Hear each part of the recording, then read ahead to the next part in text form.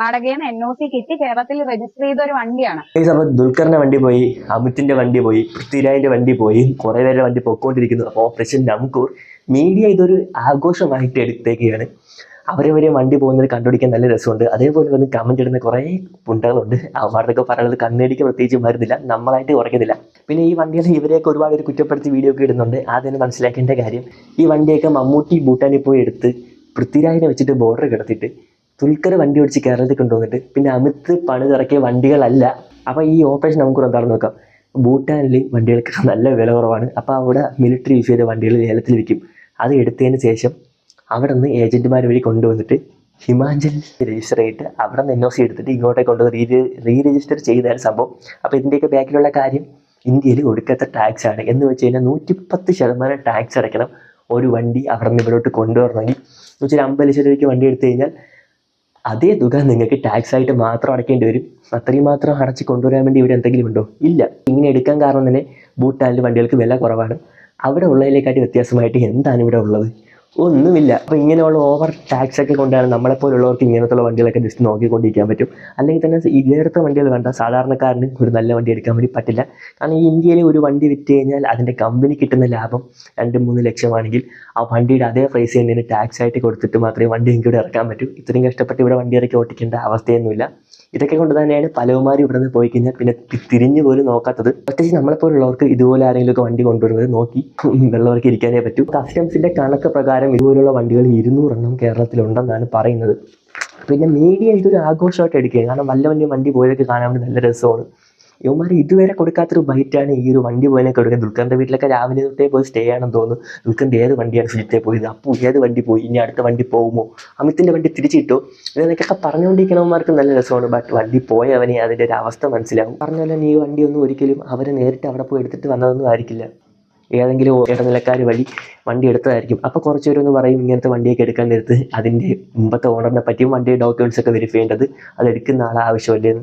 അതെടുക്കുന്ന ആൾ ആവശ്യം തന്നെയാണ്. ബട്ട് അവരെ ഒരിക്കലും തെറ്റ് പറയാൻ വേണ്ടി പറ്റില്ല. ഇങ്ങനെ ഒരു വണ്ടിയാണ് അവരെ കൈ ഇരിക്കണമെങ്കിൽ. കാരണം അവർ വണ്ടി എടുക്കുന്ന സമയത്ത് അവരൊരു ഇന്ത്യൻ രജിസ്റ്റേഡ് വണ്ടിയാണ് എടുക്കുന്നത്. അതിൻ്റെ ഡോക്യുമെൻറ്റ്സ് ഒക്കെ വെരിഫൈ ചെയ്യാന്ന് വെച്ച് കഴിഞ്ഞാൽ അതിനൊക്കെ ഒരു ലിമിറ്റ് ഉണ്ട്. കാരണം നമുക്ക് മാക്സിമം വണ്ടിയുടെ ലീഗലായിട്ടുള്ള ഗവൺമെൻറ് അപ്രൂവ്ഡ് ആയിട്ട് ഡോക്യുമെൻറ്റ്സ് വെരിഫൈ ചെയ്യാം. അതൊരു വെരിഫൈ ചെയ്ത് കാണും. അപ്പോൾ അത് വെരിഫൈ ചെയ്തിട്ട് അതിൻ്റെ മുമ്പത്തെ ഓണറെ വരെ വെരിഫൈ ചെയ്യാം. ഇപ്പോൾ ഈ ഒരു വിൻറ്റേജ് കാറ്റഗറി വണ്ടികൾക്കൊക്കെ 5-6 ഓണർ കഴിഞ്ഞിട്ടായിരിക്കും അവരെ കൈ വരുന്നത്. അത്രയും ഓണറിനെയും തപ്പിപ്പിടിച്ച് വെരിഫൈ ചെയ്യുന്നത് നടക്കാത്ത കാര്യമാണ്.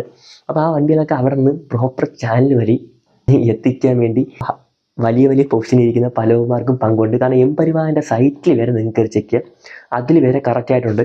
ഇപ്പോൾ ഇവർ ഇത്രയും ചെക്ക് ചെയ്തിട്ടായിരിക്കും ഒരാൾ ഉറപ്പായിട്ടും വണ്ടി എടുക്കുന്നത്. അപ്പോൾ ഇതും പോരെന്ന് പറഞ്ഞു കഴിഞ്ഞാൽ പിന്നെ എവിടെ നോക്കിയാണ് ഈ വണ്ടിയുടെയൊക്കെ ഒതൻറ്റിസിറ്റി ചെക്ക് ചെയ്യുന്നത്? ഒരു വഴിയില്ല.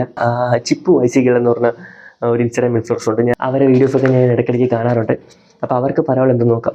മലപ്പുറം തിരൂരിൽ നിന്നാണ് KL 55 എന്ന് പറഞ്ഞ രജിസ്ട്രേഷനിൽ നിന്നാണ് നമ്മൾ ഈ വണ്ടി എടുക്കുന്നത്. അപ്പോഴേക്കും കേരളത്തിൽ രജിസ്റ്റർ ചെയ്ത്, അതായത് കർണാടകയിൽ നിന്ന് NOC കിട്ടി കേരളത്തിൽ രജിസ്റ്റർ ചെയ്ത ഒരു വണ്ടിയാണ്. ഇപ്പൊ നമ്മൾ 5th ഓണറാണ്. ഈ 5 ഓണേഴ്സ് വരെ നമുക്ക് ചെക്ക് ചെയ്യാൻ പറ്റൂലല്ലോ എന്താണ് ഇഷ്യൂ. അപ്പോൾ ചേച്ചി പറഞ്ഞിട്ടല്ലോ KL 25 എന്നുള്ള മലപ്പുറം രജിസ്റ്റേഡ് ആയിട്ടുള്ള കേരള വണ്ടിയാണ് ചേച്ചി എടുത്തത്. ആ വണ്ടി കർണാടകയിൽ നിന്ന് NOC കിട്ടി കൊണ്ടുവന്നതാണ്. അപ്പോൾ NOC ഒക്കെ ചെക്ക് ചെയ്യേണ്ടത് ഇവരാണോ? അല്ല, ഉറപ്പായിട്ടും മോട്ടോർ വെഹിക്കിൾ ഡിപ്പാർട്ട്മെന്റ് ചെക്ക് ചെയ്ത് അപ്രൂവ് ചെയ്തതിന് ശേഷം അവർക്ക് NOC കിട്ടിയത്. അപ്പോൾ അത്രയും ഒരു പ്രൂഫ് ചെക്ക് ചെയ്തേക്കാട്ടി കൂടുതൽ വേറെ എന്തെങ്കിലും ചെക്ക് ചെയ്യാൻ വേണ്ടി ഉണ്ടോ? ഇല്ല. അവരുടെ ഭാഗത്ത് ഉണ്ടായ മിസ്റ്റേക്ക് ഇവരെ തലയടിച്ച് ഏൽപ്പിച്ചിട്ട് ഒരു കാര്യവുമില്ല. പിന്നെ ഈ വണ്ടിയൊക്കെ ഞാൻ പറഞ്ഞില്ലേ 4-5 ഓണർ കഴിഞ്ഞിട്ടാണ് വന്നത്. അപ്പോൾ 5-6 ഓണറിനെ പോയി തപ്പേണ്ട അവസ്ഥയില്ല. പിന്നെ എല്ലാവർക്കും ഇതേപോലെ ഒരു 10-15 വണ്ടിയൊന്നും കാണില്ല. അവരുടെ ലൈഫിലെ മൊത്തം ഇൻവെസ്റ്റ്മെൻ്റ് ആയിരിക്കും ഈ ഒരു വണ്ടി ഇറക്കിയിരിക്കുന്നത്. മനോരമ ന്യൂസിൽ കൊടുത്തൊരു ക്ലിപ്പിംഗ് ആണ്.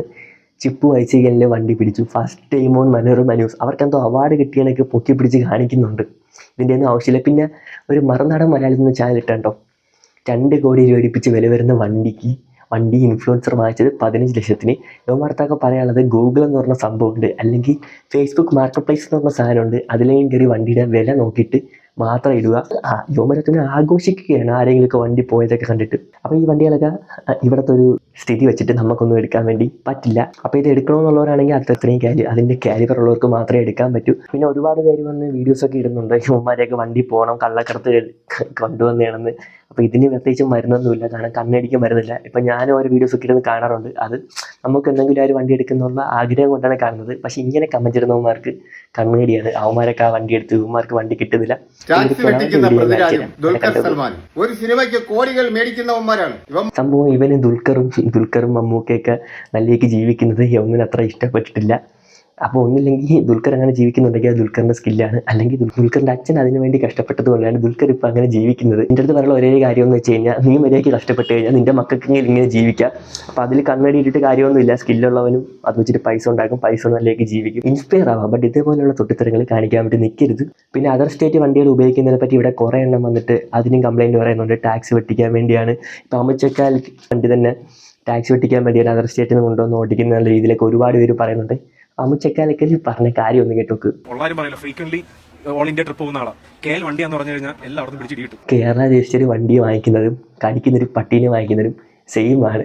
ഈ വണ്ടിയും കൊണ്ട് കേരളത്തിന് പുറത്തോട്ട് പോയി കഴിഞ്ഞാൽ സ്പോട്ടി അടി കിട്ടും, സ്പോട്ടി ചെക്കിങ് കിട്ടും. അപ്പോൾ അത്രയും റിസ്ക് എടുത്ത് വണ്ടി ഓടിക്കേണ്ട ആവശ്യമില്ല. ഇല്ല, സിമ്പിളായിട്ട് അതർ സ്റ്റേറ്റ് വണ്ടി എടുത്താൽ മതി. ഇതിപ്പോൾ ഈ കേരളത്തിൻ്റെ അകത്തിടന്ന് ഓടുന്നവർക്കൊക്കെ കുഴപ്പമില്ലായിരിക്കും. ബട്ട് ഫ്രീക്വൻ്റായിട്ട് വേറെ സ്റ്റേറ്റിലോട്ടും ആൾ ഇന്ത്യക്ക് അടിക്കുന്നവന്മാർക്ക് ഇതൊരു പ്രശ്നമായിട്ട് തന്നെ വരും. അതുകൊണ്ടാണ് അവർ അതർ സ്റ്റേറ്റ് രജിസ്റ്റേർഡ് വണ്ടികൾ ഉപയോഗിക്കുന്നത്. പിന്നെ ഈ വണ്ടികളൊക്കെ ഇവിടെ കൊണ്ടുവന്ന് രജിസ്റ്റർ ചെയ്തിട്ട് ആ വണ്ടി എടുത്തവരെ പേരിൽ കുറ്റമാക്കുന്നത്. ഇതിൻ്റെ പൂർണ്ണ ഉത്തരവാദിത്തം നമ്മുടെ സിസ്റ്റത്തിലും നമ്മളെ മോട്ടോർ ബൈക്ക് ഡിപ്പാർട്ട്മെൻറ്റിനുമാണ്. ഇപ്പോൾ ചെക്ക് ചെയ്യുന്നതൊക്കെ പരിമിതികളുണ്ട്. ഗവൺമെൻറ് ഇഷ്യൂഡ് ആയിട്ടുള്ള ഡോക്യുമെൻറ്റ്സ് ചെക്ക് ചെയ്യാം. അപ്പോൾ അതിലും കള്ളത്തരം കാണിച്ച് കഴിഞ്ഞാൽ പിന്നെ എവിടെ പോയി എന്ത് ചെക്ക് ചെയ്യാനാണ്? അതിൽ കൂടുതൽ ചെക്ക് ചെയ്യാൻ വേണ്ടി നമുക്ക് വേറെ ഓപ്ഷൻ ഇല്ല. പിന്നെ ഇപ്പോൾ വണ്ടികളൊക്കെ കൊണ്ടുപോയിട്ടുണ്ട്. ആ വണ്ടികളൊക്കെ തിരിച്ചു കൊടുക്കണമെങ്കിൽ വണ്ടി രജിസ്റ്റർ ചെയ്യുന്ന സമയത്തുള്ള പഴയ ഡോക്യുമെൻറ്റ്സ് കൊടുക്കണമെന്നാണ് പറഞ്ഞിട്ടുള്ളത്.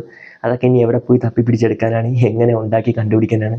ഇപ്പോൾ അവർ വാങ്ങിച്ച സമയത്തുള്ള ഡോക്യുമെൻറ്റ്സ് അവർക്ക് സബ്മിറ്റ് ചെയ്യാൻ പറ്റും. ബട്ട് അത്രയും പഴക്കമുള്ള ഡോക്യുമെൻറ്റ്സ് MVD ഓഫീസിൽ പോലും കാണില്ല. നമ്മളെ സ്റ്റേഷനിലൊക്കെ പോകുമ്പോഴത്തെ ഒരുപാട് വണ്ടികൾ ചെത്തെടുത്ത് സ്റ്റേഷനിൽ കിടക്കുന്നുണ്ടായിരിക്കും. അപ്പോൾ ഈ വണ്ടികളൊക്കെ അവിടെ കൊണ്ടുപോയാലും ഇതൊക്കെ തന്നെ ആയിരിക്കും അവസ്ഥ. പിന്നെ ഇത്രയും ടാക്സ് ഒക്കെ അടച്ച് ഈ വണ്ടി എടുത്തവന്മാർക്കാണെങ്കിൽ അത് ഇറക്കേണ്ട കാലിബർ ഉറപ്പായിട്ടും കാണും.